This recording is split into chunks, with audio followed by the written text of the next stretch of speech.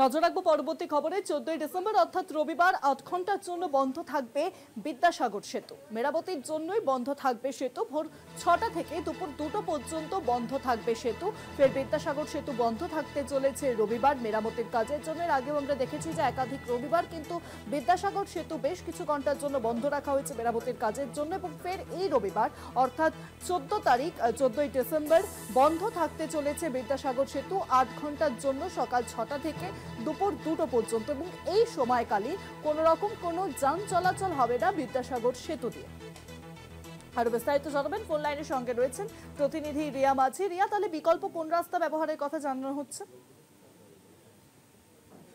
দেখো, Howrah bridge avail করতে পারবে, কারণ এর আগেও যেটা দেখা গেছে যে বিদ্যাসাগর সেতু বন্ধ থাকার কারণে হাওড়া ব্রিজ অ্যাভেল করতে হয়েছে। মূলত রবিবার দিনটাকে বেছে নেওয়া হচ্ছে, কারণ যেহেতু এখানে গাড়ি চলাচল সেই দিনকে কম থাকে, গাড়ির চাপ কম থাকে, সেই কারণের জন্যই কিন্তু রবিবারটাকে বেছে নেওয়া হচ্ছে।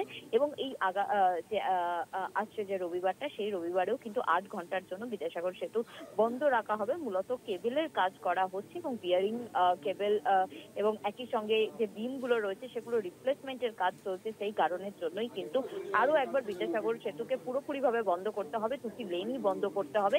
ভোর 6টা থেকে দুপুর 2টো অবধি বন্ধ রাখা হবে, এবং সেই কারণের জন্যই কিন্তু আগামী সোমবার অর্থাৎ 14 তারিখে পুরোপুরি ভাবে বিদ্যাসাগর সেতু বন্ধ রাখা হচ্ছে। যারা কলকাতা থেকে সাঁতরাগাছি সাইডে যাবে বা সেখান থেকে কলকাতার দিকে আসবে, তারা প্রত্যেকেই হাওড়া ব্রিজ অ্যাভেল করার পরামর্শ দিচ্ছে কলকাতা পুলিশ। অনেক ধন্যবাদ রিয়া, ফোন লাইনের সঙ্গে ছিলেন প্রতিনিধি রিয়া মাঝি।